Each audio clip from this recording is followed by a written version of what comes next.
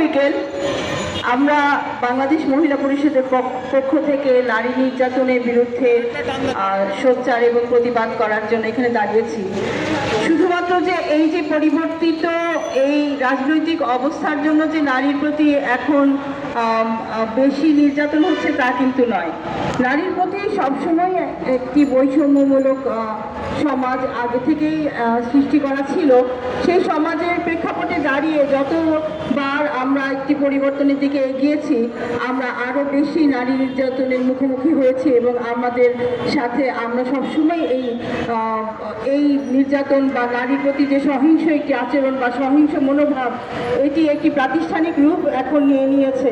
যেন এখন সবাই একটি আশ্বস্ত করার চেষ্টাও করছে যে আমরা ক্ষমতায় গেলে নারীকে কোনো রকমভাবে বঞ্চিত করব না, নারীর সকল স্বাধীনতা থাকবে।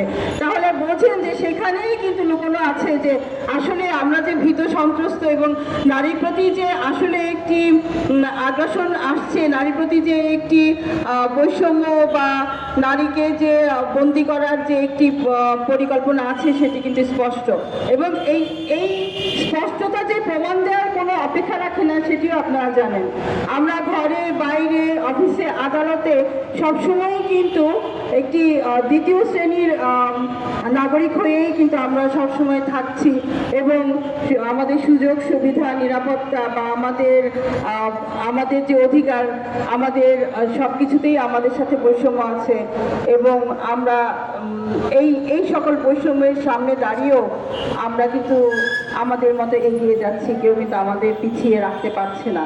এই লক্ষ্যে আমরা নারীরা সব একত্রিত হয়েছি এবং আপনারা আমাদের সাথে থাকেন, আমাদের সাথে সংহতি জানান, একটি সুন্দর এবং ইতিবাচক উদার মনোভাব নিয়ে আপনারাও সবাই একটি সুন্দর রাজনৈতিক একটি সংস্কৃতির দিকে আমরা যেন এগিয়ে যাই।